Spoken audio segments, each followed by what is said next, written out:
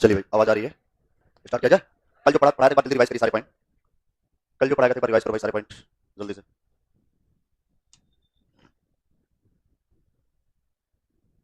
फटाफट जल्दी रिवाइज करो जल्दी से, मैं सुनने वाला हूँ बस 2 मिनट के अंदर। कल नहीं आई थी क्यों? बारिश हो रही थी? कहाँ बारिश?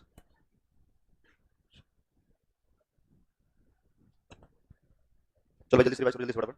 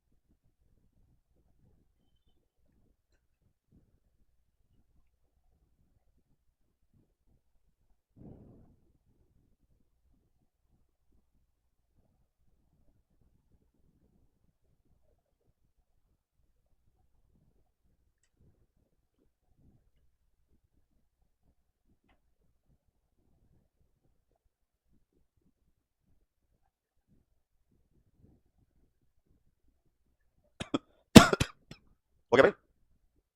हो गया?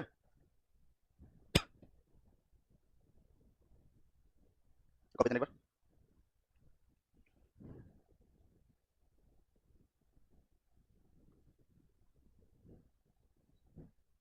चलो भाई ठीक है, यहाँ तक हम लोगों ने पढ़ लिया था। लास्ट में हम लोगों ने पढ़ा था उत्सर्जन तक। चलिए स्टार्ट करते हैं थोड़ा सा आगे। चलो क्या जा बता भाई, कौन सा फाइल हम लोगों ने कल पढ़ा था? आर्थ्रोपोडा। क्या पढ़ा था? आर्थ्रोपोडा पढ़ा था। क्या आर्थ्रोपोडा में क्या हम ये बोलेंगे कि उसका शरीर जो होता है वो क्या खंडों के रूप में पाया जाता है? ज्वाइंटेड अपेंडेजेस, ये तो बोला था।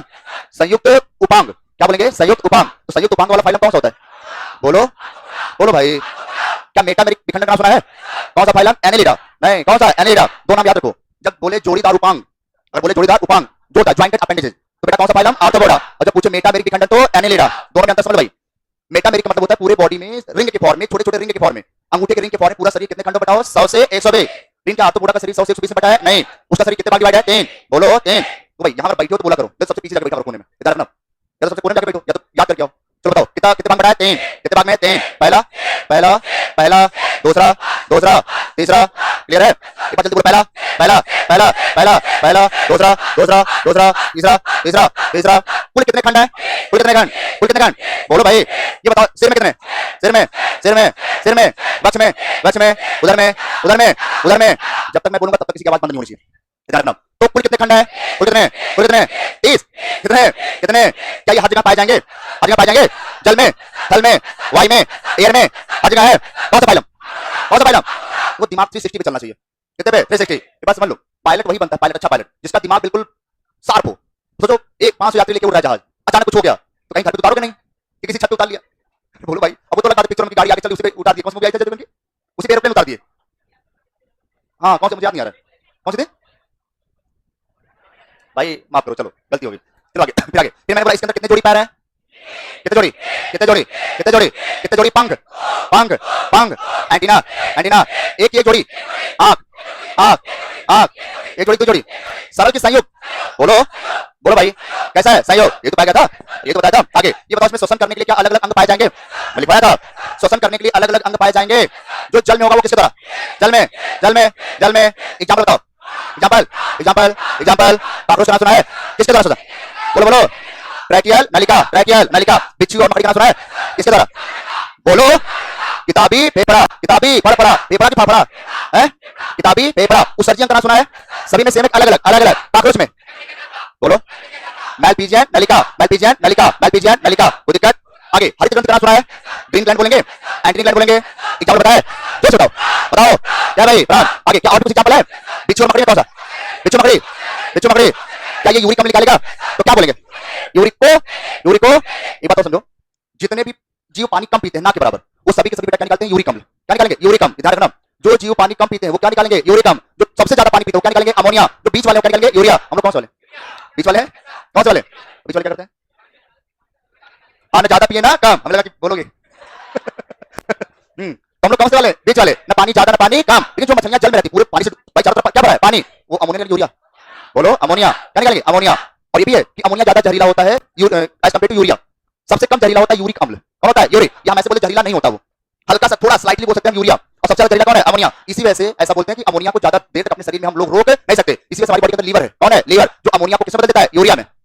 अमोनिया को यूरिया में क्या करता है, बदल देता है। आगे एनिटा पढ़ा है तो भाई, हाँ पढ़ा है एनिटा, केचुआ का नाम सुना है, पेज मत पलटो भाई, पेज नहीं पलटना, पेज नहीं पलटना, पेज बंद, कॉपी बंद, कॉपी बंद, कॉपी बंद, यही तो सब याद करना है। बताओ हमने बोला कि जो एनिटा उसको कितने वर्ग में बांटा गया, चार, कितने वर्ग में, चार, कितने वर्ग में, पहला, पहला, दूसरा, दूसरा, दूसरा पॉलीकेटा, दूसरा पॉलीकेटा, तीसरा, तीसरा, और चौथा, चौथा, चौथा, तो सही से बोलो, अभी बोल पा रहे मुझे पता है, बस नाक ऊपर नीचे कर रहा है बस, वोट, हाँ फिर बताओ, पहला क्या है, आर्केनेडा, पहला आर्केनेडा, दूसरा क्या है, दूसरा, तीसरा, तीसरा, और चौथा हिरोडेनिया। हिरोडेनिया की जान पता है क्या है, क्या है, जोक है, लीच है, पॉलिको की जान क्या है, बोलो उसका जंतु वैज्ञानिक नाम, फेरेटिमा कॉस्टोमा, फेरेटिमा। नेरिस का नाम सुना है, किस वर्ग में, बोलो पॉलीकॉर्डियस का नाम सुना है, किस वर्ग में, आर्किएनेडा। बताओ कोई दिक्कत, बोलो भाई याद कर पाओगे, चले आगे, चलिए आगे लिखेंगे जरा, उसी के आगे जहां तक हम लिखा था थोड़ा आगे बढ़ेंगे हम लोग, लिखेंगे जनन तंत्र, उसी में डालेंगे जनन तंत्र, सजन तंत्र हो गया था ना लास्ट में, हेडिंग लिखेंगे जनन तंत्र। दूसरा क्या है, यहां बोलते हैं रिप्रोडक्टिव सिस्टम, रिप्रोडक्टिव सिस्टम, जनन तंत्र बोलते हैं, जनन तंत्र लिखेंगे। सबसे पहला पॉइंट इसमें बेटा, सबसे पहला पॉइंट लिखेंगे, लिखेंगे आर्थ्रोपोडा में, लिखेंगे संघ आर्थ्रोपोडा में लैंगिक प्रकार का जनन पाया जाता है, संघ आर्थ्रोपोडा में लैंगिक प्रकार का जनन पाया जाता है, संघ आर्थ्रोपोडा में लैंगिक प्रकार का जनन पाया जाता है, सेक्सुअल रिप्रोडक्शन या लैंगिक प्रकार का जनन, संघ आर्थ्रोपोडा में लैंगिक प्रकार का जनन पाया जाता है। दूसरा पॉइंट, इसमें इसके ज्यादातर जीव या ऐसे बोले इसके सभी जीव, इसके सभी जीव, दूसरा पॉइंट, इसके सभी जीव एक लिंगी होते हैं, यूनिसेक्सुअल, इसके सभी जीव एक लिंगी होते हैं या यूनिसेक्सुअल होते हैं, इसके सभी जीव एक लिंगी या यूनिसेक्सुअल होते हैं, ठीक है। अच्छा यूनिसेक्सुअल मतलब क्या है, नर मादा एक ही होंगे, अलग अलग, अलग अलग कैसे होंगे, अलग अलग, ये बात ध्यान रखना बेटा, बोल मत जाना भाई। लेकिन केचुआ एक लिंगी दो लिंगी, बोलो, बट काकरोच कैसा है, बोलो, एस्कैरिस कैसा है, एस्कैरिस कैसा है, एक लिंगी, अरे भाई एस्कैरिस में अलग अलग बनाया था, नर अलग मादा अलग, टेढ़ा कौन है, बोलो, और सीधा कौन है, बोलो, टेढ़ा कौन है और सीधा कौन है, आगे के पीछे, टेढ़ा कहां है, टेढ़ा कहां होता है, पीछे, हमेशा टेढ़ा कहां होता है, पीछे, ध्यान रखना, ठीक है। आगे बड़ा कौन है, बड़ा कौन है, छोटा कौन है, पक्का। अगला तो ये एक लिंगी दो लिंगी बात चल रही है। अगला हमने बोला टेनिया सोलियम का नाम सुना है, एक लिंगी दो लिंगी, देखो भाई टेनिया सोलियम, पैसियोला हिपैटिका, ये सभी दो लिंगी हैं, कैसे है, दो लिंगी। एस्कैरिस कैसा है, एक लिंगी। नेरिस कैसा है, एक लिंगी, मैं कॉपी लिखा है। जबकि केचुआ जोंक कैसा है, दो लिंगी। आर्थ्रोपोडा के सभी जंतु कैसे हैं, एक लिंगी, कैसे है, एक लिंगी। एक लिंगी का मतलब होता है जिसमें नर और मादा जनन तंत्र क्या हो गया, अलग अलग पाया जाए, अलग अलग शरीर पर पाया जाए। लिखो अगला पॉइंट, इसके सभी जंतु कैसे होते हैं बेटा, एक लिंगी होते हैं। अगला पॉइंट, इसमें अंतःनिषेचन पाया जाता है, इस पॉइंट, इसमें अंतःनिषेचन पाया जाता है, इंटरनल फर्टिलाइजेशन, इसमें अंतःनिषेचन पाया जाता है, इसमें अंतःनिषेचन पाया जाता है। हाँ इसमें कैसा निषेचन बेटा, अंतः, ध्यान रखना कैसा निषेचन है, अंतः, फर्टिलाइजेशन इंटरनल होता है, बता रखना, बोल मत जाना। अगला पॉइंट, इसमें विकास या डेवलपमेंट, अगला पॉइंट, इसमें विकास या डेवलपमेंट, इसमें विकास या डेवलपमेंट बताओ, डायरेक्ट इनडायरेक्ट, कोई पता है हमें, डायरेक्ट इनडायरेक्ट, छोटू कैसा होगा, मोहनलाल कैसा होगा, लिखो जरा। इसमें विकास दोनों तरीके का पाया जाता है, ठीक है, इसमें डेवलपमेंट दोनों तरीके से पाया जाता है, डायरेक्ट और इनडायरेक्ट दोनों, इसमें डेवलपमेंट दोनों तरीके का पाया जाता है, इसमें डेवलपमेंट दोनों तरीके का पाया जाता है, पहला डायरेक्ट और दूसरा इनडायरेक्ट, क्योंकि लार्वा कुछ में है कुछ में नहीं है, तो इसमें डेवलपमेंट दोनों तरीके का पाया जाता है, डायरेक्ट और इनडायरेक्ट दोनों, ठीक है। अगला पॉइंट लिखेंगे, नोट करके लिखेंगे, नोट, नोट लिखिए जरा, नोट लिखेंगे। भारत में काकरोच की 3 जातियां पाई जाती हैं, भारत में काकरोच की 3 स्पीशीज, 3 प्रजातियां पाई जाती हैं, 3 प्रजातियां पाई जाती हैं। पहला, पहला है पेरिप्लेनेटा अमेरिकाना, पहला है पेरिप्लेनेटा अमेरिकाना, पहला है पेरिप्लेनेटा अमेरिकाना। दूसरा, दूसरा है ब्लाटा ओरिएंटालिस, ब्लाटा ओरिएंटालिस, और तीसरा है ब्लाटा जर्मेनिका। 3 नाम याद करना है, Periplaneta americana, Blatta orientalis and Blatta germanica, ये 3 स्पीशीज भैया पाई जाती हैं इंडिया में, बना लीजिए इसको। और यहां लिखना सबसे बड़ा यही होता है, सबसे बड़ा,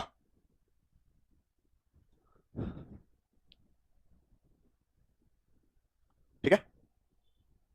अब हम कुछ क्लासिफिकेशन लिखने वाले हैं, क्लासिफिकेशन जरा बनाते रहिए आप लोग, क्योंकि सबसे जरूरी है क्लासिफिकेशन, ठीक है। उसमें क्लासिफिकेशन बना रहा हूं, बनाइए जरा इसे, हटा दें इसे, चलिए भाई हमारे साथ बनाते रहिएगा। लिखेंगे क्लासिफिकेशन, हेडिंग डालेंगे क्लासिफिकेशन या वर्गीकरण, क्लासिफिकेशन या वर्गीकरण। अलग अलग बुक में अलग अलग तरीके का दिया है, लेकिन आपके बुक में जो दिया उसी के अकॉर्डिंग बता रहे हैं, ठीक है। लिखेंगे सबसे पहले वर्गीकरण, क्लासिफिकेशन, क्लासिफिकेशन लिखेंगे जरा, जैसे हम बनाएंगे सेम ऐसे बनाएगा, और थोड़ा सा कॉपी में जगह लेके बनाएगा, जगह लेकर के एक पेज लेकर के, पूरा एक पेज रहे, ठीक है, इसी तरीके से जैसे ही है ऐसे बनाएगा, इसी तरीके से, ठीक है, थोड़ा जगह लेकर के। चलिए लेकिन सबसे पहले आर्थ्रोपोडा, आर्थ्रोपोडा, आर्थ्रोपोडा को हम बोलेंगे इसको कितने वर्ग में बांटा गया है, 4 वर्ग, 4 वर्गों में। पहला बिल्कुल साफ साफ बनेगा, जगह लेकर मैं बार बार बोल रहा हूँ, पूरा क्लियर। पहला मीरो स्टोमेटा, मीरो स्टोमेटा, पहला है मीरो स्टोमेटा, मीरो स्टोमेटा पहला। दूसरा, दूसरा है अरैक्निडा, अरैक्निडा, अरैक्निडा। तीसरा क्रस्टेशिया, क्रस्टेशिया। और चौथा है इंसेक्टा, इंसेक्टा। ऐसे बनाइए पहले साफ साफ बिल्कुल।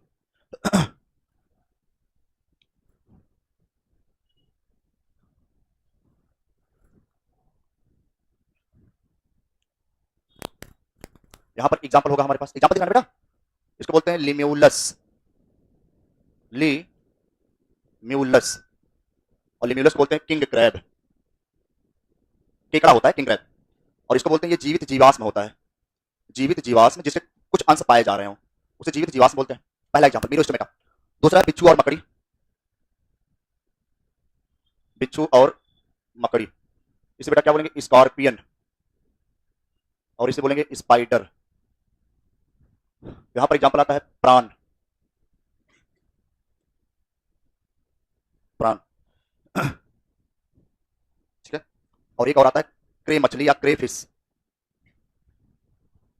इसे बोलते हैं CRAY, क्रे फिश। और जो ये होता है इसे बोलते हैं झींगा मछली, झींगा मछली। ये सब असत्य मछली है, ध्यान रखना। कैसी मछली है, असत्य। अगला इंसेक्टा में बहुत सारे एग्जांपल हमारे पास है, हजारों एग्जांपल हैं, देख लो भाई 3-4। पहला है कॉकरोच, घरेलू मक्खी, घरेलू मक्खी, मच्छर, बहुत सारे एग्जांपल हैं। बनाइए जरा पहले इसको, पीछे दिख रहा है ना भाई, बना लो पहले। हाँ अरेक्निडा,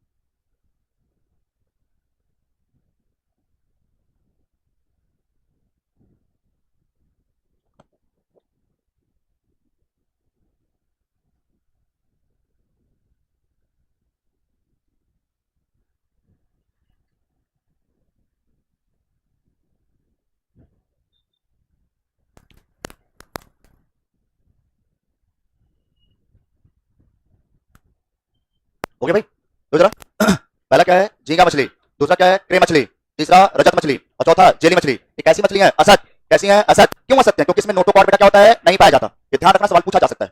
बना लीजिए इसको, ऐसे बनाइए, हाँ इसको नोट कर लीजिए।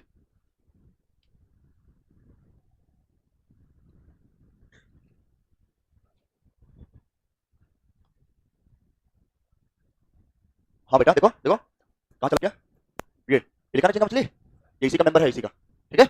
और जो क्रे मछली ये भी किसका मेंबर है, क्रस्टेशिया का, ठीक है। और रजत मछली भी आगे आएगा, ये भी आर्थ्रोपोडा में आता है, ठीक है। और ये वाली जो है ये किसमें आती है, पोरीफेरा, ये वाली किसमें आती है, पोरीफेरा में लिखा होगा। ऑरेलिया जेली मछली याद है, उसी में है ये।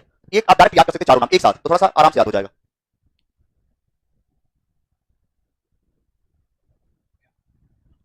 बना लो पहले इसको आराम से, पहले इतना याद करते हैं उसके बाद आगे बढ़ते हैं।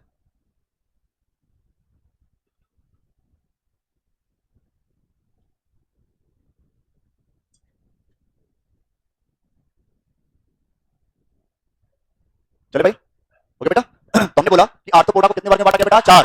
कितने वर्ग में, 4। अब बिल्कुल याद करना आपको। पहला, पहला, पहला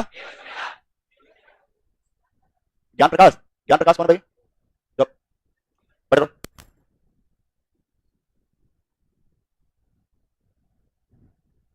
चलो भाई ठीक है। चलो भाई बता जरा, हमने बोला आर्थोपोडा कितने वर्ग में बांटा गया? 4। एक बार जल्दी से याद करो कितने वर्ग में? 4। पहला पहला अगर आपसे बोले कि वर्ग मीरोस्टोमेटा की एग्जांपल पता है बता पाओगे? क्या नाम है? लिम्यूलस। जोर से बोलो लिम्यूलस। क्या ये जीवित जीवाश्म है? क्या इसे किंग क्रैब बोलेंगे? क्या बोलेंगे? King crab. किसे बोलेंगे? बोलो लिम्यूलस। किसे बोलेंगे? लिम्यूलस। क्या बोलेंगे? क्या बोलेंगे? इसको किंग केकड़ा बोलते हैं। किंग केकड़ा ध्यान रखना, किंग केकड़ा। क्रैब मतलब क्या होता है? केकड़ा। आगे दूसरा नाम बताओ क्या है? अराग्निडा। बोलो अराग्निडा। कितने एग्जांपल? 2। पहला क्या है? दूसरा बिच्छू क्या बोलेंगे? स्कॉर्पियन। मकड़ी को स्पाइडर। आगे तीसरा, तीसरा नाम बताओ क्या है? तीसरा कितने एग्जांपल? कितने एग्जांपल? पहला पहला दूसरा प्राण को क्या बोलेंगे? क्रेपिस को क्रेपिस। ये तो बोलेंगे। आगे अगला बताओ इंसेक्टा में क्या बहुत सारे एग्जांपल हो सकते हैं? पहला पहला दूसरा तीसरा तीसरा तीसरा दूसरा पहला कॉकरोच। अभी ना देखिए बताओ, सब लोग खड़े हो पहले एक साथ, सभी खड़े हो एक साथ, खड़े हो जिसको लिखना तो लिख लिया होगा। हटा दें इसे, एक बार बाद इसको हटाएं। हटा दें, याद हो गया? चलो बताओ फिर से बताओ। हमने बोला कि आर्थोपोडा कितने वर्ग में? कितने वर्ग में? पहला क्या है? पहला क्या है? मीरोस्टोमेटा। दूसरा क्या है? अराग्निडा। दूसरा क्या है? अराग्निडा। तीसरा क्या है? क्रस्टेशिया। चौथा क्या है? इंसेक्टा। मीरोस्टोमेटा कितने एग्जांपल? 1। नाम बताओ, नाम बताओ। क्या बोलेंगे इसे? क्या बोलेंगे इसे? क्या बोलेंगे? जीवित जीवाश्म है। दूसरा क्या है? दूसरा क्या है? पहला पहला दूसरा तीसरा बताओ, तीसरा बताओ कितने एग्जांपल? हाथ उठा के कितने एग्जांपल? कितने एग्जांपल? पहला इसे क्या बोलेंगे? दूसरा बताओ प्रेम मछली बोलेंगे। ये बताइए चारों मछली सत्य के साथ बोलो। पहला पहला दूसरा तीसरा चौथा सत्य के साथ, सत्य के साथ असत्य क्यों बोल रहे हैं? नोटोकार्ड प्रेजेंट कैसे? एब्सेंट। नोटोकार्ड प्रेजेंट कैसे? एब्सेंट। चौथा बताओ क्या है? क्या है? इंसेक्टा। कितने एग्जांपल? पहला दूसरा तीसरा मच्छर। क्या याद कर पाओगे? बोलो भाई थोड़ा इसको हटाएं और फिर से बताओ। बैठ जाओ, बैठ जाओ, बैठ जाओ। क्लियर है? कुछ दिमाग में आया? तो जैसे आपसे पूछा जाए कि संघ आर्थोपोडा कितने वर्ग में बांटा गया? 4। कितने वर्ग में? 4। पहला पहला दूसरा दूसरा तीसरा तीसरा चौथा इंसेक्टा कितने एग्जांपल? 3। तो कुछ दिमाग में आया? हाँ बहुत सारे हो सकते हैं, बहुत सारे, पर मैंने तीनों के बता दिए इसे नॉर्मली। अभी बताती बात सुनाई। बोलो बेटा अगली हेडिंग लिखेंगे, अगली हेडिंग कुछ चीजें याद होनी चाहिए। अगली तो मैं लिख रहा हूं, ऐसे लिखना ऐसे। बताओ इंसेक्टा वर्ग है कि ऑर्डर?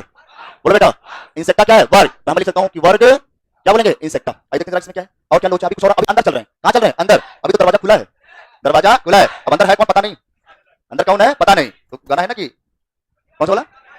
हाँ सीधे अंदर नहीं, राजा नहीं। चलो मजा की बात है, थोड़ा सा दिमाग भी होना चाहिए। चलो आगे अब हम बात करते हैं किसके बारे में? इंसेक्टा। जो इंसेक्टा वर्ग है इसको हम लोग क्या करेंगे? फिर से डिवाइड करते हैं। फिर क्या करेंगे? डिवाइड। तो फिर दो इसमें जगह ले लें, बढ़िया साफ साफ बिल्कुल लिखेंगे। ऐसे डालेंगे वर्ग इंसेक्टा, डालो ऊपर सबसे डालो वर्ग इंसेक्टा। वर्ग इंसेक्टा तो लिख रहे हैं हम इसको 2 उपवर्ग। तो लिखेंगे इसको ऐसे लिखेंगे इसको कितने उपवर्ग? 2 उपवर्ग तथा आगे 26 गण में बांटा गया है। अच्छा लिखो जरा, बांटा गया है। वर्ग इंसेक्टा को 2 उपवर्ग तथा 26 गण में या गणों में बांटा गया। पहला पॉइंट इसको 2 उपवर्ग तथा 26 गण में बांटा गया है। वर्ग इंसेक्टा को 2 उपवर्ग तथा 26 गण में बांटा गया है। ठीक है, कितने उपवर्ग बेटा? 2। और कितने गण है? 26। ये तुम्हारे दिमाग में चलना चाहिए। तो जैसे मैं बोलूंगा आर्थोपोडा कितने वर्ग बांटा गया? 2। या वर्ग इंसेक्टा कितने वर्ग में? 2। कितने उपवर्ग में? 2। और कितने गण में? 26। कितने गण में? 26। चलो बता रहे हैं, लिख लिया ना इसको? तो लिखेंगे जरा ऐसे क्लास इंसेक्टा। तो जरा कैसे? ऐसे पहला, इसे बोलेंगे पहला सब क्लास, पहली सब क्लास, फर्स्ट। पहला नाम है, क्या नाम है? एपटेरी, एपटेरिगोटा। क्या नाम है? एपटेरिगोटा। इसको लिखेंगे, लिख करिए हमारे साथ, एपटेरिगोटा, एपटेरिगोटा। और दूसरा नाम बेटा है, दूसरा सब क्लास, दूसरा उपवर्ग है टेरिगोटा।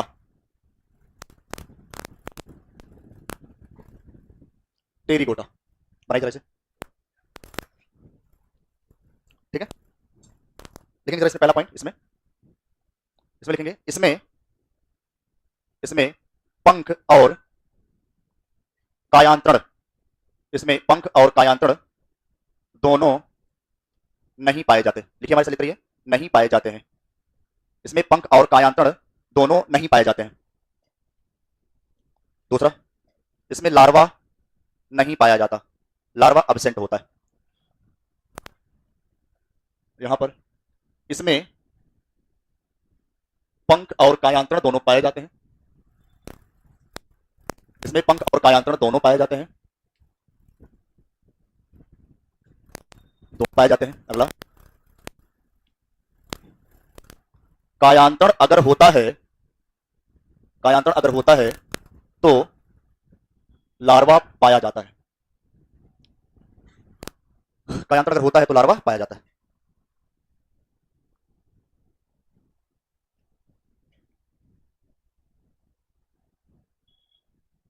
हो गया? जैसे एग्जाम्पल यहां बात कर रहे हैं, एग्जाम्पल देखो जरा, लेपिस्मा इसे बोलते हैं, लेपिस्मा, और लेपिस्मा को बोलते हैं सिल्वर फिश। सिल्वर मतलब क्या बोलते, कौन सी मछली? रजत मछली। और आप पढ़ा कि रजत मछली सत्य है कि असत्य? असत्य क्यों होगा? नोटोकॉर्ड एब्सेंट, बनाओ जल्दी इतना। एल लिखा है लेपिस्मा। ये सवाल 100 बार आ चुका है एग्जाम में, और तुम्हारे एग्जाम में आने के लिए तैयार बैठा है।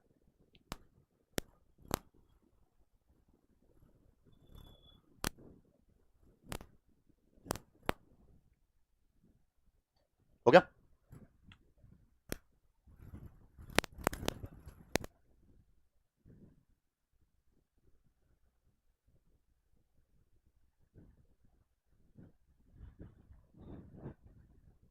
चले?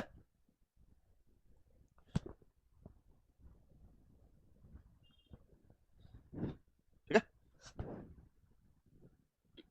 बताओ बताओ बताओ, क्लियर है? तो अगर मैं तुमसे बोलूं कि क्लास इंसेक्टा को, वर्ग इंसेक्टा को कितने उपवर्ग में बांटा गया?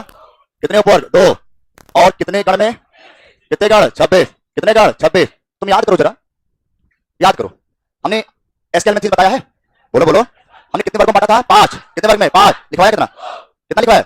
सेम उसी तरीके से, इस तरीके से, उसी तरीके से हम बोलेंगे कि वर्ग इंसेक्टा को, किसको? वर्ग इंसेक्टा, कितने उपवर्ग में बांटा? 2। और कितने गण में? 26। बट हम तुम्हें लिखवाएंगे कितने? 10। कितने गण लिखवाएंगे? 10। तुमको 10 गण लिखवाएंगे हम, और इसी 10 गण से तुम्हारा बेड़ा पार हो जाएगा। क्या हो जाएगा? बेड़ा पार। तो वही चाहिए भी। तो चलो जरा इसको बताओ। हमने बोला कि वर्ग इंसेक्टा को कितने उपवर्ग में बांटा गया? 2। पहला बताओ, पहला बताओ, एटेरिगोटा। अब थोड़ा सा कठिन है, क्या है? एटेरिगोटा। और दूसरा क्या है? टेरिगोटा। फिर बताओ, पहला क्या है? एटेरिगोटा, और दूसरा टेरिगोटा। कैसे याद करोगे? ए लिखा है, क्या लिखा है? ए मतलब प्रेजेंट की एब्सेंट, एब्सेंट क्या होता है? एब्सेंट। अरे ए से क्या होता है? एब्सेंट। उपस्थित या अनुपस्थित? अनुपस्थित। बताओ इसमें क्या पंख और कायांतर पाया जाएगा? नहीं। तो कितना आसान से बता रहा हूं, ए मतलब एब्सेंट। हमें ऐसा वर्ग इंसेक्टा का, हमें ऐसा उपवर्ग बताओ, वर्ग इंसेक्टा का ऐसा उपवर्ग बताओ जिसके अंदर पंख और कायांतर नहीं पाए जाते। नाम बताओ। एटेरिगोटा। अगर कायांतर नहीं है तो बेटा कभी लार्वा नहीं पाया जाएगा। एग्जांपल बताओ क्या है? नाम बताओ। लेपिस्मा। कभी तुमने ये क्या बोलते हैं, झींगा मछली खाई है? झींगा मछली, चावल के साथ झींगा मछली बड़ा बढ़िया रसदार बढ़िया बनता है। हम पंडित हैं, हम पंडित भाई, शुद्ध शाकाहारी हैं, हम भी शुद्ध शाकाहारी हैं।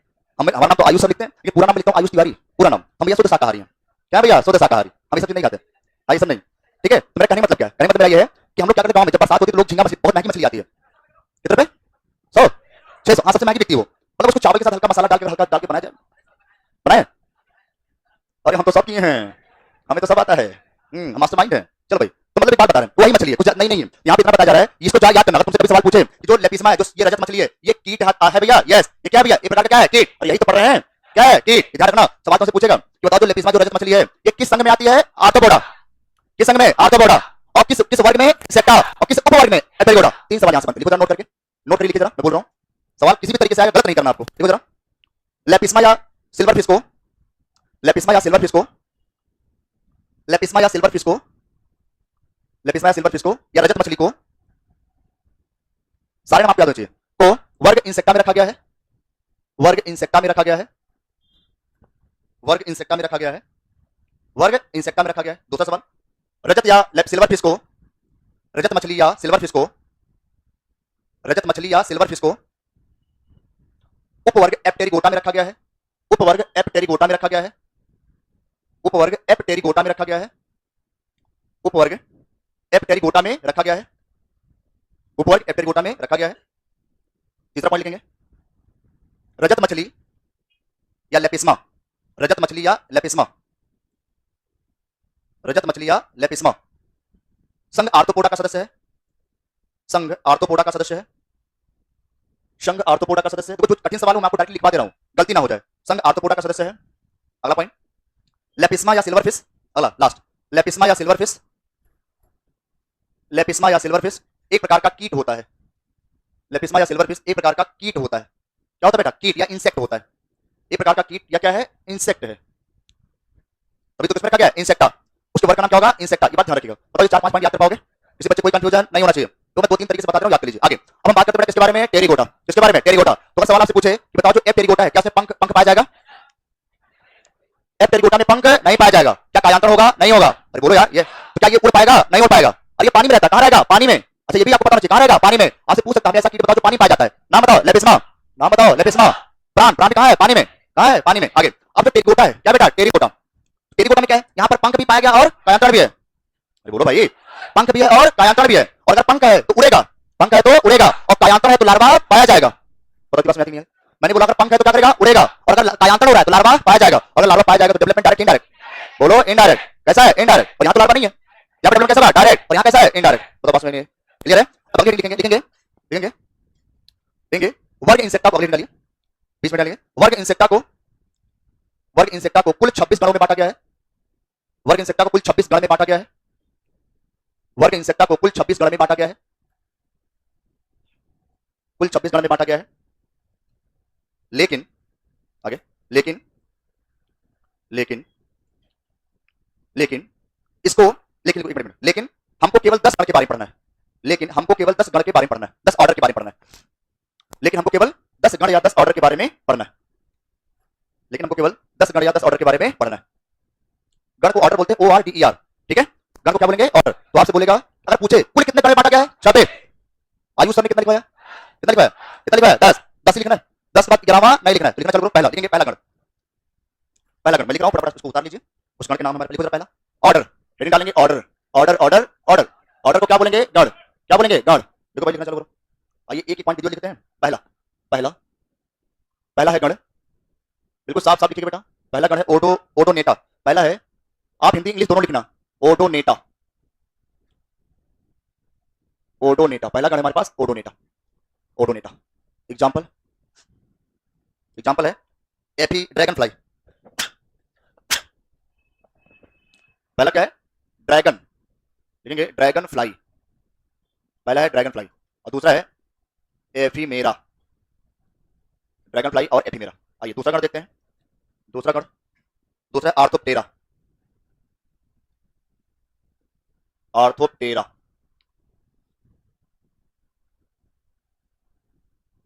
आर्थोप्टेरा। एग्जांपल टिड्डा और तिलचट्टा।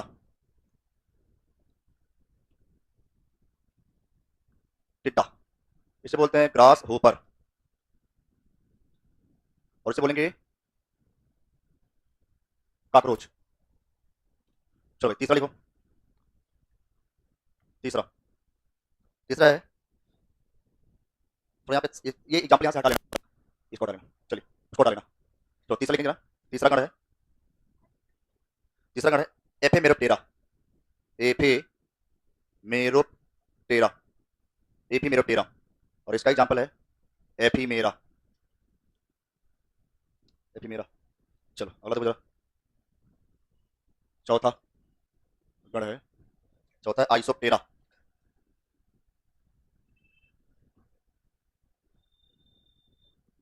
आइसोप्टेरा, अभी याद हो जाएगा आराम से। एग्जांपल क्या होगा भाई? दीमक, इसको बोलते हैं टर्माइट्स।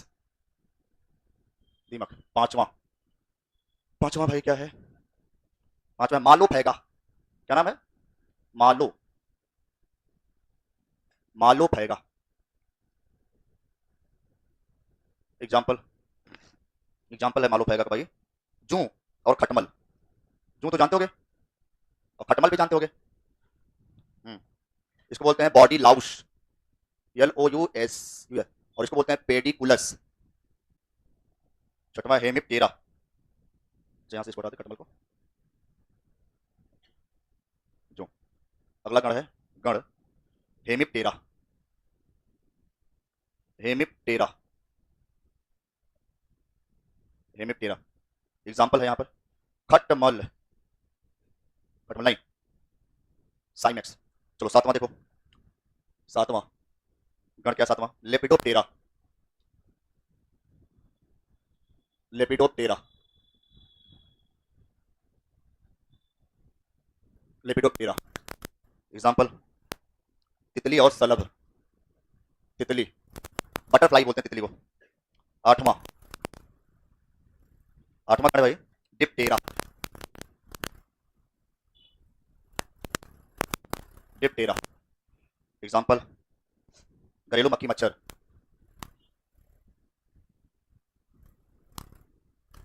नौवां, नौवां है हाइमेनोप्टेरा। ले लेते हैं Hymenoptera. High Hymenoptera, Hymenoptera. Example है मधुमक्खी, मधुमक्खी, लाल चींटा, लाल चींटा, चींटी, चींटी। और 10वां है, 10वां गण है कोलियोप्टेरा, कोलियोप्टेरा। और एग्जाम्पल है भौरा, भौरे गुनगुनाते हैं।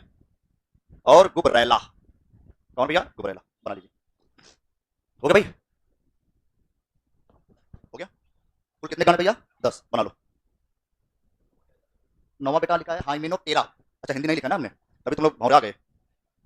Hymenoptera, Hymenoptera. चलो बना लो इसको, कल थोड़ा याद करके आएगा, और उसके बाद हम लोग कोशिश करके एक बार याद करके आइएगा, ठीक है? बाकी हम लोग इसी थोड़ा सा आगे पढ़ेंगे, इसी में कल कंटिन्यू करेंगे। थोड़ा सा है, चीजें पढ़ लेंगे तो याद हो जाएगा, कठिन नहीं है। एक बार याद करके आइएगा, याद करा देंगे बाकी, ठीक है?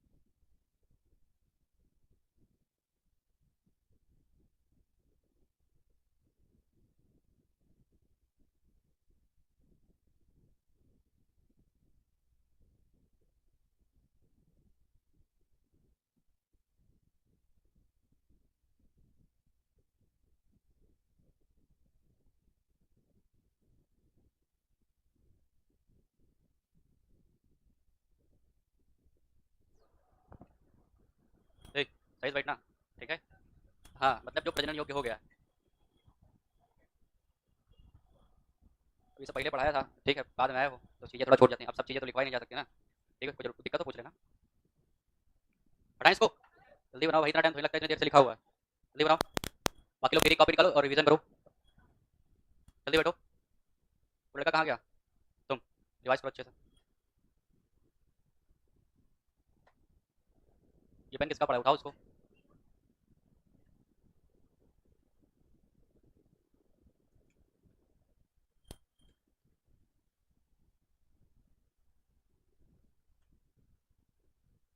ए, तुम्हें एक बार में समझ में नहीं आता है?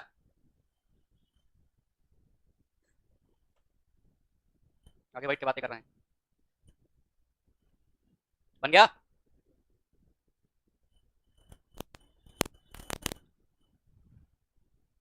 पहली क्लास है? क्या नाम है? हैं? राजू पाल, कहाँ से? कहाँ? इतना लेट काहे कर दिया भाई? कितनी रैंक थी? अभी नहीं मिला? अच्छा, बन गया? चलो तुम खड़े हो।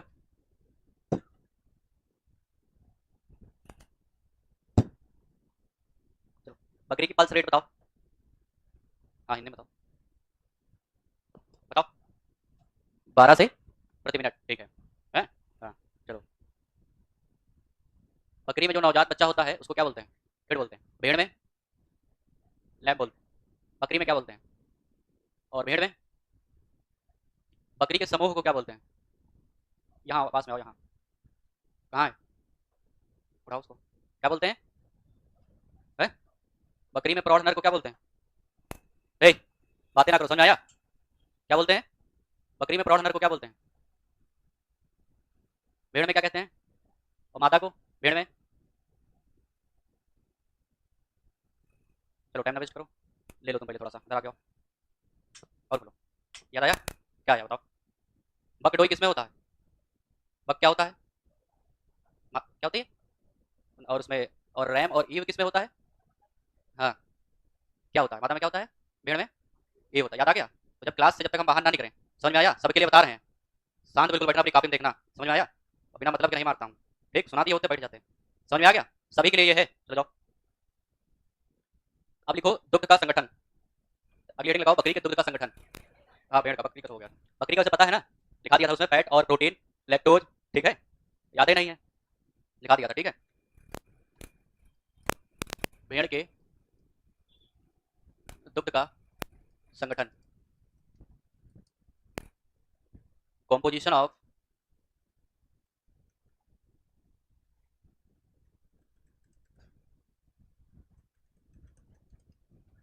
बातें कौन कर रहा है भाई, क्या समस्या? ये बैठो।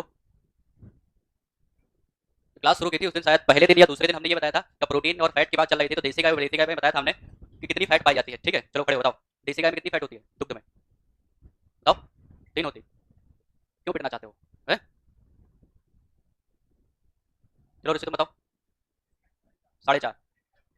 3.5 नहीं, 3.7 होती है। 3.5 जो होती है तुम हॉलिस्टीन फ्रिजियन का बता रहे हो, ठीक है? बैठो। 4.5% देसी गाय के दुग्ध में वसा पाई जाती है, ठीक है, औसतन। और जो विदेशी गाय होती है उनमें 3.7% होता है। अब वहां पर दो अपवाद हैं, जैसे जर्सी में जो फैट होता है वो ज्यादा होता है, ठीक है, उसमें 5.25 से लेकर के 5.5% तक होता है, तो ये फैट ज्यादा है, यानी कि अपवाद है, ऐसा नहीं कि सभी में हो। सभी में जो होगा एवरेज होगा 3.7, और जो हॉलिस्टीन फ्रिजियन है जो सबसे ज्यादा दुग्ध देती है विदेशी नस्ल है, उसमें 3.5% पाया जाता है, ठीक है? इसी प्रकार अगर भैंस में जो पूछा जाता है 7.3% होता है, लेकिन अपवाद है कि भदावरी में ज्यादा होता है, ठीक है? तो ऐसा नहीं कि भदावरी में ज्यादा पाया जाता है तो जितनी और नस्लें हैं तो सभी में ज्यादा पाया जाएगा, ठीक है? औसतन अलग होता है, एवरेज अलग होता है, कम ज्यादा अलग होता है, यानी कि अगर एक एवरेज है इतना पाया जाएगा, अगर उससे कम है तो वो अपवाद हो गया, या उससे ज्यादा पाया जा रहा है तो वो अपवाद हो गया, ठीक है? तो भेड़ में जो प्रोटीन होती है, गाय भैंस भेड़ बकरी, इनमें से सबसे ज्यादा प्रोटीन भेड़ के दुग्ध में पाई जाती है। 5.5% ये प्रोटीन जो होती है सबसे ज्यादा प्रोटीन इसमें पाई जाती है, और फैट भी इसमें 5.3% के तकरीबन फैट पाया जाता है, ठीक है? बैठो यार, आगे बैठना है तो याद करके आना, तुम्हें भगा करके कोई कमजोर बच्चा उसे बैठा देंगे आगे। टेस्ट में बहुत होशियार बनते हो, ऐसे करते हो कि सर 2 मिनट और चाहिए पूरा करना है। पहला लिखो पानी, यानी कि वाटर का कितना परसेंट पाया जाएगा? तो जो पानी होता है 79.5% पानी पाया जाता है भेड़ के दुग्ध में, ठीक? 79.5। फिर उसके बाद पानी हो गया, फिर उसके बाद वसा, यानी कि फैट। वसा जो पाई जाती है वो आपका एग्जैक्ट अगर बात करेंगे, देखो 5.5 तो आपका प्रोटीन रहेगा सबसे ज्यादा, 5 से लेकर 5.5 के बीच में वसा पाई जाती है, लेकिन एग्जैक्ट की अगर बात करेंगे तो उसमें क्या होता है कि 4.5 से लेकर के 6% के बीच में पाया जाता है, ठीक है? किसमें? साहिवाल में। अब जो नए लोग हैं तो वो पहले पढ़ाया था, ठीक है, तो वहां बताया था, ठीक? अपना नोट्स और काम पूरा करने की व्यवस्था अपने तरीके से कर लेना, ठीक है? क्योंकि टेस्ट जो मिलेगा शुरुआत से पूछा जाएगा, ऐसा नहीं कि जो आज पढ़ाया जाए वही पूछा जाएगा, ठीक? तो ये सारी चीजें लिख लिया। अब देखो भेड़ की नस्लों का वर्गीकरण, हाँ ऑनलाइन वाले हैं, तो इसमें वाटर हो गया, प्रोटीन हो गया। अब ये प्रोटीन जो है ध्यान रखना ये सर्वाधिक होती है, ठीक है? गाय भैंस भेड़ बकरी जो आपके पाठ्यक्रम में है उनमें से अगर तुलना करेंगे तो ये सर्वाधिक होती है, ठीक है? तो प्रोटीन जो होगी सर्वाधिक पाई जाएगी, ठीक हो गया? हटाएं इसको।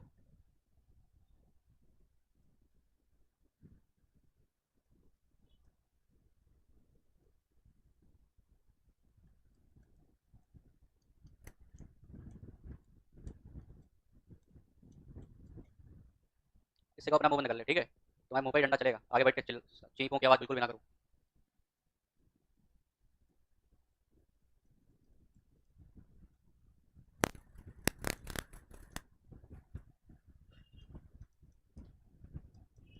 ठीक। अब क्षेत्र के आधार पर इनको वर्गीकृत किया गया है, ठीक है? जैसे भैंस की नस्लों को हमने बताया था उत्तर भारत की, मध्य भारत की, दक्षिण भारत की, ठीक है? और जैसे शुष्कवर्ती क्षेत्र में हो गया, जैसे गुजरात में, यूपी में, ठीक है? तो उसी प्रकार से ये जो वर्गीकरण हम बताने जा रहे हैं क्षेत्र के आधार पर है, ठीक? तो यहाँ इसी प्रकार से एक फ्लो चार्ट पहले बना लेना। तुम रफ में क्या लिख रहे हो? पैर कहाँ तुम्हारी है? क्या क्यों नहीं लाई हो? आज क्लास है ना? और कौन रफ में लिख रहा काहे है? लाए हो? और कौन रफ में लिख रहा? अरे तुम लोग तो ना हो, टाइम नहीं मिलता ना, कूटेंगे, समझ में आया? फेयर लेके आया करो। आधा टाइम 2 घंटे इसी यही करने में लगा दो, यहाँ रफ में करो, घर में फेयर करो, उतना टाइम याद करने में लगाओ। पहला हिमालयी क्षेत्र, ठीक है? पहली हेडिंग यहाँ लिखो हिमालयी क्षेत्र, ठीक? हिमालयी क्षेत्र या इसको हम टेम्परेट रीजन भी बोल सकते हैं। टेम्परेट का मतलब जहाँ की जलवायु ठंडी हो, ठीक है? अब टेम्परेट कहाँ? पहाड़ों पर ही होगा, और जितनी भी ब्रीड इसमें है आपके सिलेबस में जो आपकी किताब में दिखे हैं वो सब कश्मीर और जम्मू कश्मीर के हैं, पहाड़ी एरिया के हैं, ठीक है? तो इसका जो मतलब जो क्षेत्र कह सकते हो टेम्परेट रीजन,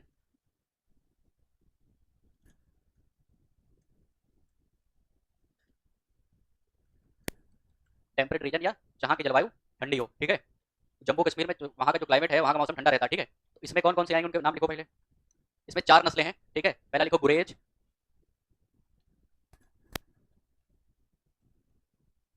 गुरेज, उसके बाद लिखो करनाह, फिर उसके बाद भदरवा, फिर उसके बाद ये लिख लेना भाखरवा,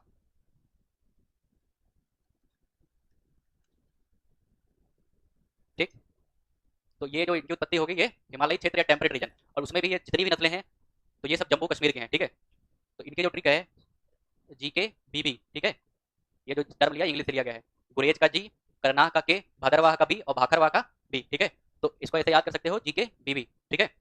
फिर उसके बाद अगला लिखना उत्तरी पश्चिमी मैदान की भेड़ें,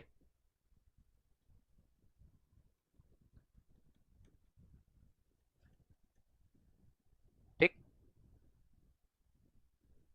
ये लिख लिया ना ऊपर वाला।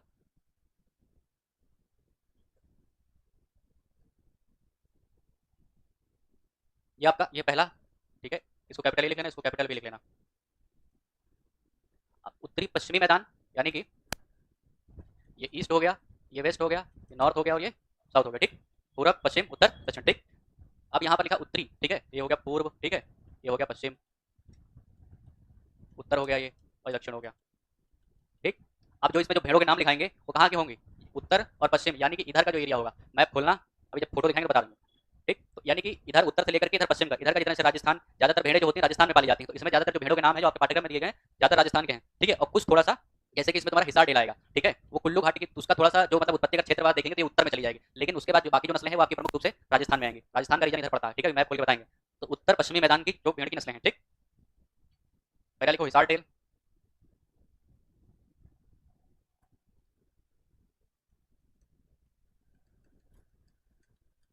ठीक। फिर उसके बाद नाली, ठीक। अब ये नाली वो वाली नाली नहीं है जिसमें पानी बहता है, ये नाम है ब्रीड का, ठीक। मैदान दिख नहीं रहा, लिख लो तो मैदान लिखो, मैदान या क्षेत्र, ठीक। तो नाली हो गया। फिर उसके बाद बीकानेरी आ गया ना, बीकानेरी, बीकानेर कहाँ, ठीक। तो बताया था ना उत्तर और पश्चिम, पश्चिम में जब आएंगे तो राजस्थान पूरा, मतलब कि अगर एशिया की बात करेंगे या, ठीक है, तो सबसे ज्यादा ऊन की जो बड़ी मंडी है वहाँ राजस्थान में है, और इंडिया में ही अगर बात कर लें तो सबसे ज्यादा जो भेड़ें हैं राजस्थान में, ठीक। अगला लिखो बीकानेरी, फिर लिखना मारवाड़ी,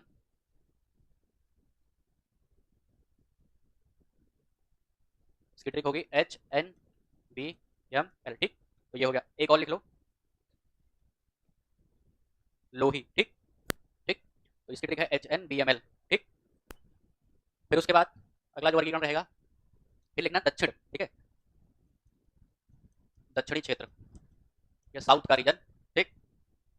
साउथ में जो भेड़ ज्यादातर पाली जाती है ऊन तो प्रायोरिटी होती है, लेकिन ज्यादातर उनका जो पालने का उद्देश्य रहता है मीट का पर्पस रहता है, ठीक है, मीट यानी मांस, मटन। तो इसमें आपका इसमें जो ट्रिक है DNNC, ठीक, इसकी ट्रिक है पहले लिखना दक्कनी,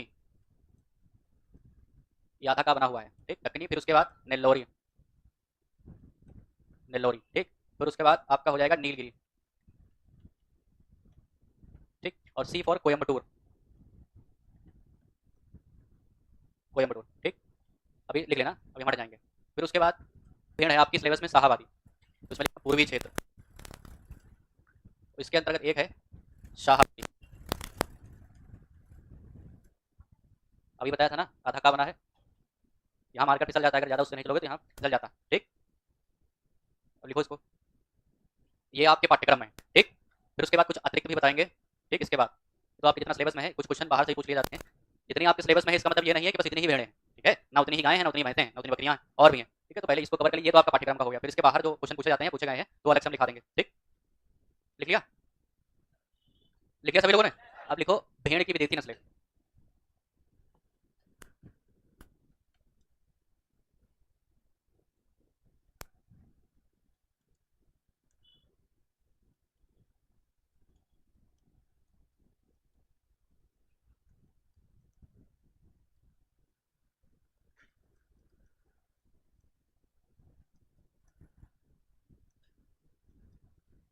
इसमें पहला लिखिए मेरिनो,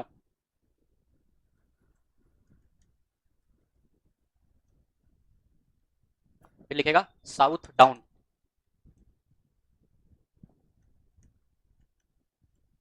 फिर लिखेगा कोलवर्थ, अगला कराकुल, फिर उसके बाद RAM bullet,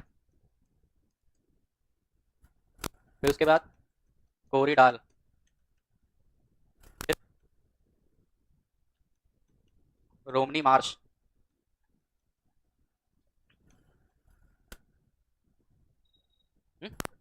south down, south देखो डाउन, लिख लिया है? हाँ मार्च, सा से सलजम वाला सा हो गया, लिख लिए सभी का। अब देखो पहले थोड़ा सा सुन लो इनके बारे में। अब यहाँ पर जो इस तरह लिखे हो ना, इस तरह बनाए हो, इस तरह बनाए हो कि ऐसे लिख दियो। जहाँ पर हम बताए वहाँ उसको इंपॉर्टेंट लिख लेना, वहाँ से क्वेश्चन पूछा जाता है। देखो पहले इसमें से जो गुरेज भेड़ है, ठीक है, ये आपकी इंपॉर्टेंट है, ठीक, इसमें स्टार बना लेना। गुरेज, करना, भदरवा, भाकरवा, ठीक, इनकी सबकी उत्पत्ति कश्मीर है, ठीक, या उसका हिमालय क्षेत्र जो लिखना चाहो लिख दो। अब जैसे गुरेज है तो गुरेज तहसील है उसमें कश्मीर में, ठीक, उसी के नाम पर इसकी उत्पत्ति है। तरह करना, भदरवा, भाकरवा, भाकरवा का जो उत्पत्ति उसमें उधमपुर है और उधमपुर भी कश्मीर में ही है। कहने का मतलब है सबकी उत्पत्ति कश्मीर है। अब जो गुरेज होती है, ठीक है, ये जितनी भी यहाँ पर, जैसे यहाँ तो 4 ही लिखी हैं और 4 आपके पाठ्यक्रम में है, ठीक, तो जितनी भी, अब तो इतनी यही लिखी हैं और भी हैं, तो जितनी भी कश्मीर में भेड़ की नस्लें पाई जाती हैं, हम पूरे इंडिया की बात नहीं कर रहे हैं, ठीक है, केवल कश्मीर की बात कर रहे हैं, तो जितनी भी भेड़ की नस्लें कश्मीर में पाई जाती हैं उनमें से सबसे बड़ी नस्ल, बड़ी का मतलब हाइट की बात करेंगे, शरीर की बात करेंगे, लंबाई चौड़ाई में बात करेंगे, तो उसमें से सबसे बड़ी नस्ल जो है ये गुरेज होती है, ठीक। बाकी जितनी ये गुरेज, करना, भदरवा, भाकरवा, ठीक, ये चारों नस्लें हैं और भी जितनी यहाँ पर पाई जाती है हिमालय क्षेत्र में, इनके साथ क्या होता है कि गर्मियों में इनका जो नेचर होता है, ये गर्मियों में क्या करती हैं कि चरना पसंद करती हैं, ठीक है, यानी कि आधे से ज्यादा कैरेक्टर आपने देखा कि इनका रेस्पिरेशन, नाड़ीगत, ठीक है, और जो इनकी आवास व्यवस्था, भोजन व्यवस्था और प्रजनन लगभग लगभग सब बकरी के समान ही होता है, ये भी चरना पसंद करते हैं, घूमना पसंद करते हैं। तो गर्मियों में क्या करते हैं, तो ये बाहर चरना पसंद करते हैं पहाड़ों पर, लेकिन जब ठंडी हो जाती है, यानी जब शीत ऋतु आती है, जब बर्फ पड़ती है, ठंडा होता है, तब ये एक जगह दुबक करके एक जगह कमरे में बैठ जाती है, यानी कि ये खुद ही बाहर चरने को नहीं जाती हैं, ठीक है। वैसे क्या होता है, अगर बकरियों की बात करेंगे तो चरना पसंद करती हैं, ठीक है, तो ये सभी के साथ होता है। बाकी इनमें क्या होता है, गुरेज, करना, भदरवा, भाकरवा, इनके जो नर होते हैं, नर को क्या बोलते हैं, कलाए थे, कलाए थे, खड़े हो, रैम बोलते हैं, ठीक है, मादा को ये बोलते हैं, क्या नाम है तुम्हारा, प्रवीण, ठीक है, बैठो, वेरी गुड। तो इसमें से जो रैम होते हैं, ठीक है, वैसे तो तुम मेमना बोलो या मेड़ा बोलो, वो तो हिंदी की भाषा है, ठीक है, लेकिन यहाँ पर जो टेक्निकल होगा वो रैम बोला जाता है। तो रैम यानी कि जो नर होते हैं उनमें सिंग नहीं, मतलब उनमें सिंग पाए जाते हैं। जो मादा होती हैं, मादा मतलब ईव, उसमें क्या होते हैं, सिंग नहीं पाए जाते हैं। ये जो गुरेज है वर्ष भर में, मतलब एक वर्ष में ये 2 बच्चे देती है, ठीक है, और साथ ही साथ इनकी ऊन क्या होती है, मोटी होती है, ठीक है, ऊन जो होती है, उनका जो रेशा होता है वो मोटा होता है, कोर्स होता है, तकरीबन 6 सेंटीमीटर लंबा होता है। वर्ष भर में इससे तकरीबन 1.5 से 2 किलोग्राम या कहीं कहीं जैसे कुछ इसकी भेड़ें अगर खिलाई पिलाई अगर बढ़िया पोषण मिला तो 2.5 किलोग्राम तक ऊन मिल जाती है, ठीक है, और वर्ष भर में 3 बार ऊन काटते हैं, ठीक है, मार्च में, फिर उसके बाद जून में या जुलाई में, सितंबर में या नवंबर में, ठीक। अगर ये तो 3 बार का समय हो गया। अगर जैसे करनाह की बात करते हैं तो करनाह जो है इससे केवल 0.75 किलोग्राम एक बार ऊन जब काटते हैं तब मिलती है। तो करनाह से ऊन कम मिलती है तो इसकी कटाई केवल 2 बार करते हैं वर्ष में, ठीक है। तो जब 2 बार का समय पूछा जाए तो पहला मार्च होगा, ठीक है, और फिर सितंबर या नवंबर होगा, ठीक। बीच का जो जुलाई या जून का समय है वो छोड़ देंगे। अगर ये तो इनके साथ होगा। अगर क्वेश्चन ये पूछा जाए कि भेड़ की ऊन की जब उतराई की जाती है उसका सही समय क्या है, तो सही समय क्या होगा बताओ। मार्च होगा कि जून जुलाई होगा कि सितंबर सितंबर सितंबर अक्टूबर नवंबर सितंबर सितंबर, क्या होगा, क्यों है, ठीक है, मार्च भी सही है, ठीक है, और जून भी सही है, लेकिन ज्यादातर तो मार्च सही है, क्योंकि उसमें क्या होता है, टेम्परेचर जो मतलब बढ़ना शुरू करता है उतना टेम्परेचर नहीं होता है। अब जैसे ज्यादा टेम्परेचर हो गया तब भी खतरा है भाई, धूप लगेगी। जैसे मान लो ये तो वहाँ पहाड़ों पर रह रहे हैं, जो राजस्थान में रह रहे हैं, बीकानेर एरिया, इसमें तो टेम्परेचर तो वहाँ ज्यादा होता है। तो मान लो एक टाइप से उनके कपड़े ही तो हैं, अब तुम्हारे कपड़े उतार लिए जाए धूप में छोड़ दिया जाए तो बीमार पड़ जाओगे नहीं पड़ जाओगे। तो जो सही समय होता है समर का सीजन माना जाता है, ठीक है। विंटर में क्या होगा कि जब कपड़े उतार लिए, ऊन उतार ली इनकी, तो फिर क्या होगा, बीमार पड़ जाएंगे, ये क्वेश्चन बोला जाता है। अच्छा, ये जो ऊन उतारने की जो प्रक्रिया होती है, ठीक है, जो भेड़ से या बकरी से जो बाल उतारे जाते हैं या ऊन उतारे जाते हैं उसको शेयरिंग बोलते हैं, ठीक है। वो सब बाद में दिखाएंगे, अभी आ गया तो सुन लो उसको। शेयर का शेयर मतलब SHEAR शेयर होता है, उसी में ये प्रक्रिया को शेयरिंग बोलते हैं, ठीक है, बाल उतारना। फिर उसके बाद करनाह से इतना ज्यादा आपका ऊन नहीं मिलता है, करनाह से केवल, अच्छा जैसे मेरिनो जिससे ज्यादा ऊन मिलेगी उससे 3 बार ऊन लेंगे वर्ष में, यानी कि वही बात हो गई जो दुधारू नस्लें हैं उनसे 3 बार दुग्ध दोहन किया जाएगा। जो कम दुग्ध देती है उनका 2 ही बार, बिल्कुल नहीं देती है, बहुत कम देती है, 1 बार, ठीक है। तो करनाह जो है इससे केवल 1 बार में 0.75 किलोग्राम यानी 750 ग्राम ही ऊन मिलती है, ठीक है। फिर उसके बाद इसका मुंह क्या होता है, करनाह का मुंह काला होता है, ठीक है, तो सब इस फोटो में दिखाएंगे। भदरवाह जो होती है, जो मुख्य मुख्य विशेषता वो हम बता दे रहे हैं, जो ध्यान रखनी, बाकी तो सब लिखाएंगे। भदरवाह क्या होती है, इसमें चूंकि पहाड़ों पर रही तो पहाड़ों पर चढ़ने की क्षमता पाई जाती है, ठीक है, थोड़ा बहुत बोझा भी लाद दोगे तो ढो लेती है। फिर उसके बाद भाखरवा, ठीक है, तो इसकी उत्पत्ति जो है ये ध्यान रखना उधमपुर है, वो कश्मीर में है, ठीक है। और जो भाखरवा है, ठीक है, इसमें भी सारे कैरेक्टर वही है कि गर्मियों में चरना पसंद करती है, जाड़ों में एक जगह मतलब कि घर में रह करके ये रहती, बाहर जाना नहीं पसंद करती है। और इसकी जो ऊन है वो महीन होती है, ठीक है, वर्ष भर में इससे 3 बार ऊन काटते हैं, 1.5 से 2 किलोग्राम इससे ऊन मिल जाती है, ठीक है। और इसमें भी क्या होता है कि जो नर होते हैं उसमें सिंग पाए जाते हैं, मादा में सिंग नहीं पाए जाते हैं, ठीक है। इसमें से आपको जो ध्यान रखना है तो कैटेट वाले हैं गुरेज, ठीक है, गुरेज का ध्यान रखना। फिर उसके बाद उत्तरी पश्चिमी मैदान, ठीक है, इसमें से हिसार डेल, ये बहुत ही महत्वपूर्ण है, इसको लिख लेना, वेरी इंपॉर्टेंट, ठीक। क्यों इंपॉर्टेंट है बताते हैं। ये हिसार डेल जो है ये एक संकर नस्ल है, ठीक है। बकरी की संकर नस्ल कौन सी है, एंग्लो, ठीक है, किसकी किसकी, हाँ, उसी प्रकार से जो हिसार डेल है, ठीक है, एक संकर नस्ल पहली बात, जितनी भी है उनमें से जो आपके पाठ्यक्रम और भी संकर नस्ल है, जो आपके पाठ्यक्रम में है तो ये पूछा जाएगा हिसार डेल निम्नलिखित में से बकरी की कौन सी नस्ल संकर है, तो हिसार डेल संकर नस्ल। अब ये किसकी किसकी संकर नस्ल है, बीकानेरी और मेरिनो की। जितना भी संकर नस्लें बनाई जाएंगी उसमें से जो नर होगा वो क्या होगा, विदेशी होगा, ठीक है, मादा देती होगी, चाहे गाय हो भैंस हो भेड़ हो बकरी हो, ठीक है। तो यहाँ पर बीकानेरी क्या होगा, मादा होगी, और जो मेरिनो होगा उसका नर होगा, ठीक है। फिर नाली, ये हो गया, फिर नाली हो गया, ठीक। नाली जो होती है, ठीक, इसका मुंह क्या होता है, इसकी विशेषता ये होती है कि माथे पर इस पे बाल पाए जाते हैं, ठीक है, माथा ऊन से ढका रहता है और चेहरे पर क्या होते हैं कि भूरे रंग के बाल पाए जाते हैं, इसकी मुख्य विशेषता। इसमें आपको हिसार डेल ध्यान रखना। बीकानेरी इसके जो पिछले पैर होते हैं वो गाय की तरह होते हैं, ठीक, फिर ये मारवाड़ी, ठीक, तो ऐसे ही है। फिर उसके बाद इसमें से जो ध्यान रखना है वो आप ध्यान रखें। फिर दक्कनी, फिर नेल्लोरी, ये वेरी इंपॉर्टेंट है। जैसे वहां पर बताया था क्या, चंगाथांगी या अंगोरा, ठीक है, दोनों उसी, वो किसके जैसे दिखाई देती थी, भेड़ जैसे, वो थी क्या, बकरी। उसी प्रकार से जो ये नेल्लोरी है तो किसकी नस्ल, दिखाई किसकी जैसे देगी, ठीक। अब पिछली बार यानी कि अभी इसी वर्ष 2023 में यूपी कैडेट में इससे क्वेश्चन पूछा गया था, ठीक है। यूपी कैडेट 2023 में यहाँ से प्रश्न आया था कि भेड़ की सबसे ऊंची नस्ल कौन सी है, तो ये आपकी सबसे ऊंची नस्ल है भेड़ की, ठीक है। यूपी कैडेट में क्वेश्चन ये पूछा गया है, ठीक। इसी साल तो पेपर कराया था किसने, Acharya Narendra Dev, University of Agriculture and Technology Ayodhya है, तो ये था, ठीक। तो ये किसके जैसे दिखाई देगी, बकरी के जैसे, और सबसे ऊंची नस्ल होती है, ठीक। फिर उसके बाद नीलगिरी, नीलगिरी किस लिए जानी जाती है, सबसे महीन या बारीक प्रकार की ऊन के लिए, और ये भी संकर नस्ल है, ठीक है, ये भी एक संकर नस्ल है, ठीक। फिर उसके बाद कोयम्बटूर, ठीक। अब ये जो कोयम्बटूर वाली है ये मांस के लिए पाली जाती है, ठीक, यानी दक्षिण का क्षेत्र आ गया ना ये, ठीक। फिर उसके बाद आपका शाहवादी, ये पूर्वी क्षेत्र है, ठीक है, तो ये भी मांस के लिए मुख्य रूप से पाली जाती है, और दुग्ध भी और आपका मीट भी मिलता है। यानी कि यहाँ पर आप कह सकते हैं बकरियों से तो केवल दो ही चीजें मिलती थी, आपका मांस मिलता था और दुग्ध मिलता था। कुछ ऐसी नस्लों को छोड़ करके जिनसे बाल मिलते थे या ऊन मिलती थी उनकी, ठीक। लेकिन यहाँ पर जो भेड़ है, अगर जैसे बोर्ड में उपयोगिता लिखने को आ जाए तो आप ये तीनों चीजें लिख सकते हैं, मीट, मिल्क और वूल, ठीक। फिर उसके बाद इसमें आपको जो नस्लें हमने बता दी ध्यान रखना। फिर उसके बाद इसमें से देखो मेरिनो है, तो मेरिनो एक विदेशी नस्ल है, ठीक। और मेरिनो विदेशी नस्ल में सबसे अच्छी ऊन उत्पादक नस्ल है, मेरिनो की ऊन सबसे अच्छी होती है, इसीलिए यहाँ पर जो हिसार टेल संकर नस्ल बनाई गई ऊन की क्वालिटी को अच्छा करने के लिए। जैसे जो संकर गाय बनाई गई कि क्या दुग्ध उत्पादन बढ़े, तो विदेशी गायों का दुग्ध उत्पादन ज्यादा होता है, इसलिए दुग्ध उत्पादन को बढ़ाने के लिए हमने संकरण कराया। इसी प्रकार से जो मेरिनो है इसकी ऊन की क्वालिटी बहुत अच्छी होती है, ठीक है। विदेशी नस्लें हैं उनमें से सबसे अच्छी देशी तो अच्छी होती है। तो अब जैसे होता है कि जितनी भी विदेशी नस्लें उनको यहाँ पर इंडिया में जो क्लाइमेटिक कंडीशन है, वातावरण उसके प्रति अनुकूल नहीं रहती है, तो रहती नहीं, तो क्या करा दिया, संकरण करा दिया। तो क्या होता है कि इसके जो कुछ कैरेक्टर इसमें आ जाएंगे, तो यहाँ पर उनकी मतलब हिसार टेल की ऊन अच्छी होती है, तो ये किस अच्छी क्यों होती है, क्योंकि संकर नस्ल है। तो सबसे अच्छी ऊन विदेशी नस्ल में पूछा जाए तो मेरिनो, फिर साउथ डॉन, पोलवर्थ, कराकुल, रैमबुलट, कोरिडोल और ओमनी मार्क, इनके आपको ओरिजिनल प्लेस ध्यान रखना है, ठीक है। जैसे मेरिनो का स्पेन हो गया, साउथ डॉन, साउथ डाउन, ठीक है, ये आपका अमेरिका हो गया, ऑस्ट्रेलिया इसका परथिया, रैमबुलट का स्पेन या फ्रांस का कहीं लिखा रहता है, इसका न्यूजीलैंड हो गया, ठीक है, और ये इंग्लैंड की है, ठीक। तुमने लिखा नहीं था कि अभी तक, लिखा नहीं था तो बता देते भाई, ठीक है, चाहे एक हो चाहे दो हो, बोल दिया करो। पीछे वाला लिखा, लिखो इसको। अब तुम लोग लिखो, पहली नस्ल लिखो, हिमालयी क्षेत्र अथवा टेम्परेट क्षेत्र की भेड़ें, ए नंबर का लिखना, और उसमें सबसे पहले लिखना गुरेज। वहां ट्रिक हमने बताई है, इसका देखो क्या होगा, ऐसे एमएसपी जानते हो, मिनिमम सपोर्ट प्राइस, एमएसपी के आर के, ठीक है, एक पहला गाइड है। तो इसका क्या हो जाएगा, मेरिनो, साउथ डाउन, पोलवर्थ, इसका क्या हो जाएगा, कराकुल, रैमबुलट, कोरिडाल, ठीक है, और एक और है रोमनी मार्स, ठीक है। तो एमएसपी के आर के, अब ये कैसे याद होगा, जब इनको नाम पढ़ोगे, अब के से क्या होगा, पहले तो पढ़ो तो क्या होगा, ठीक है। इसी प्रकार से यहाँ पर भी जब नाम याद कर लोगे तो इसे याद रखो, जी के बीबी, क्योंकि इंग्लिश पढ़ना आसान है, ठीक है, हिंदी नहीं याद होती जल्दी, ठीक। फिर H N B M L, ठीक है, और फिर उसके बाद डी एन एन सी, ठीक, और फिर उसके बाद यहाँ पर एक पूर्वी क्षेत्र की है तो शाहवादी है, ठीक, लिख लिया। अब ए नंबर लिखना उसमें,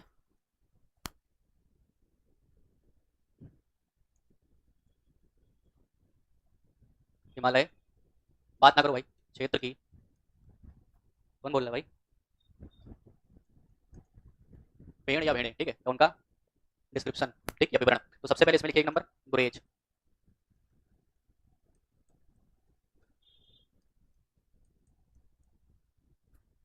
इसमें लिखिए ओरिजिन प्लेस,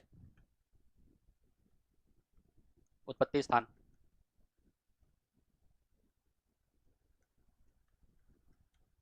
तो कश्मीर की गुरेज तहसील,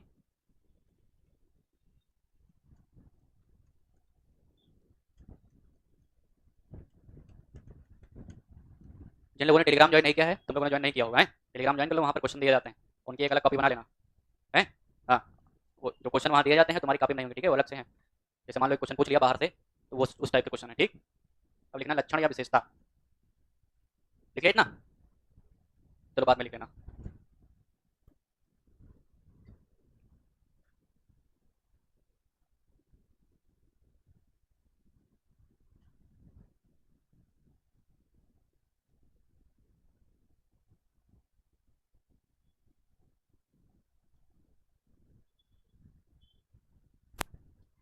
ये है आपकी, ठीक है। अब फोटो बहुत पुरानी है तो उसमें क्लियर दिख नहीं रहा है, क्लियर वाली फोटो दिखा, अभी गुरेज ही है कोई और है, वही तो, एक सेकंड,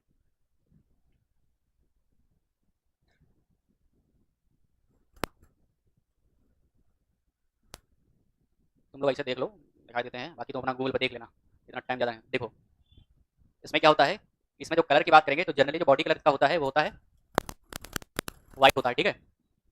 अब ये जो क्या है, इसमें सींग जो पाए जा रहे हैं, ठीक है, ये क्या होगा, नर, ठीक। जो मादा होगी उसमें सींग, एक बात हमने बताई थी, अगर सींग इसमें पाए जा रहे हैं तो उसको क्या बोलेंगे, अगर सींग किसी एनिमल में है, किसी जानवर में सींग है तो उसको क्या बोलते हैं, क्या टेक्निकल टर्म है, क्या होगा, हॉर्न, ठीक है, हॉर्न, ठीक है, मतलब कि इसमें है। और जिसमें नहीं होते उसको पोल्ड बोलते हैं, ठीक है, पोल्ड, तो ये ध्यान रखना, जिसमें नहीं हो इसमें होते हैं वो क्या हो जाएगा, क्योंकि सींग को क्या बोलते हैं, हॉर्न, और इसमें ईटी लगा दो, मतलब कि इसका मतलब यह है कि उस जानवर में सींग है। पोल्ड का मतलब होता है एब्सेंट, जिसमें सींग ना हो, ठीक। तो ऐसा नहीं कि नर में पाए नहीं जाते हैं, नर में होते हैं, लेकिन यहाँ पर क्या हुआ कि पहले पाए जाते, धीरे धीरे क्या हुआ कि इसमें जो सींग है उसका विकास जो वृद्धि है वो रुक गई, ठीक है। ऐसा नहीं कि क्या नर में सींग नहीं पाए जाते, लेकिन धीरे धीरे क्या हुआ, उसमें ऐसा मतलब म्यूटेशन हुआ, धीरे धीरे क्या हुआ, मतलब जेनेटिक परिवर्तन, मतलब ठीक है, ऐसा नहीं कि एकदम से खत्म हो गए, ठीक है। इसमें क्या हुआ कि इसमें नहीं होते हैं, ठीक है, तो जीनी परिवर्तन होता है, उसमें तुम बाद में पढ़ोगे, ठीक। बॉडी कलर इसका व्हाइट होता है और इसका जो वेट होता है वो 40 से 45 किलोग्राम का होता है, ध्यान में रखना। इसकी विशेषता ये है कि ये एक ऊन उत्पादक नस्ल है प्रमुख रूप से। दूसरी बात कि इसमें मांस और आपका ऊन तो मिलता है, कुछ मात्रा में दूध भी मिलता है। वर्ष भर में ये 2 बच्चे देती हैं, ठीक है। और बाकी जितने भी आपकी इसमें कश्मीर में नस्लें पाई जाती हैं उनमें सबसे बड़ी नस्ल ये होती है। नर में सींग पाए जाते हैं, मादा में नहीं पाए जाते हैं। पहाड़ियों पर जब गर्मियों में क्या होता है, चरना पसंद बाहर जाती है, ठंडियों में नहीं जाती, ये 4-5 बातें ध्यान रखनी है आपको। हो गया, उसमें गूगल पे तुम देख लेना, इसमें ज़्यादा साफ दिखाई नहीं दे रहा, ठीक है। लिखो उसमें, पहला लिखो यह एक ऊन उत्पादक नस्ल है।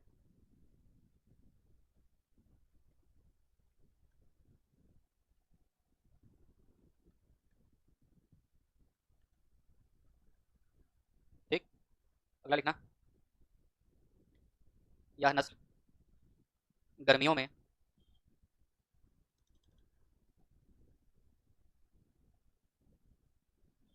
पहाड़ों पर चरना पसंद करती है,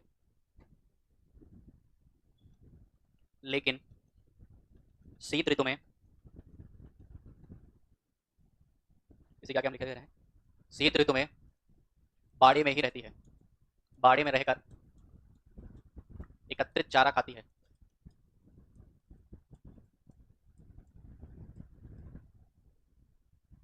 ठीक है। लिख लिया? अरे जब कुछ सुन के भी लिख लिया करो, हटाएं इसको, ना दिखा करे तो सुन के लिख लिया करो, बोल बोल के लिखाते हैं उसमें इंतजार करोगे। अगला लिखो, इनके नर पशुओं में, नर पशुओं के बीच में लिख लेना रैम, ठीक है, याद रहेगा। रैम में सींग पाए जाते हैं तथा मादा में या मादाओं में, ब्रैकेट में ईव लिख लेना, मादाओं में सींग नहीं पाए जाते हैं,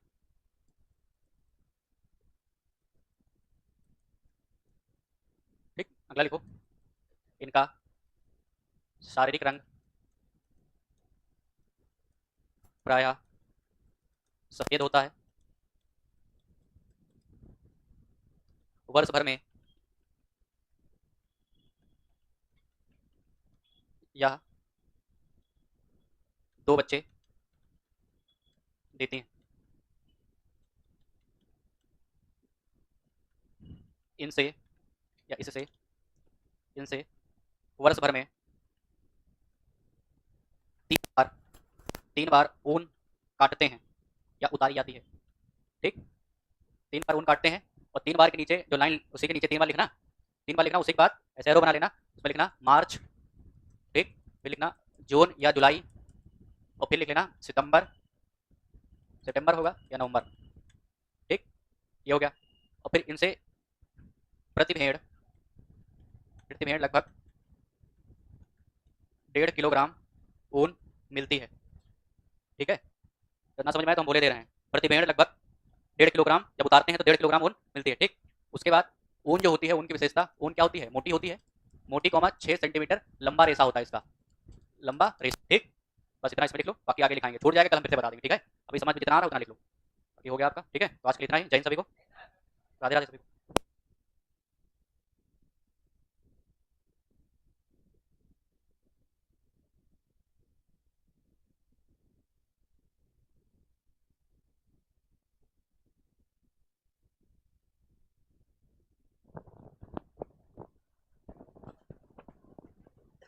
बैठ जाइए सभी लोग, बैठ जाइए, 1 मिनट, 1 मिनट में मिल के आओ, बैठ जाओ सभी लोग, कोई बाहर नहीं जाएगा, प्यास लगी कोई दिक्कत नहीं, बैठे रहो। ये जो बच्चे ऑनलाइन देख रहे हैं उनकी क्लास आज यहीं पर एंड हो रही, ठीक है। आज की क्लास है, जो बच्चे ऑनलाइन है उनकी क्लास आज यहीं पर एंड हो रही, ठीक है। ऑनलाइन वाले क्लास आज यहीं पर बंद हो जा रहा है, कल आप सबको उसी टाइम पे क्लास अपना स्टार्ट होंगे। बुला लो भैया को, अच्छा भैया वहाँ कहाँ,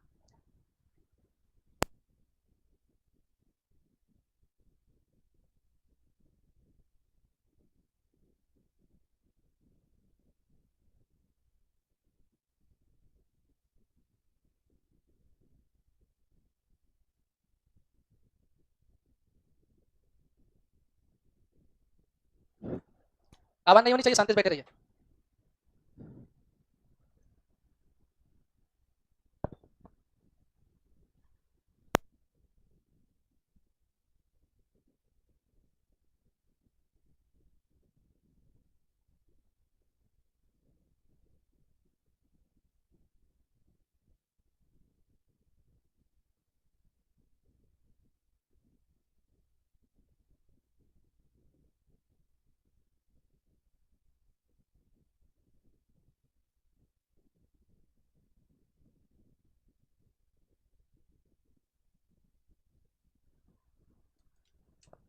उत्कर्ष किसका नाम है?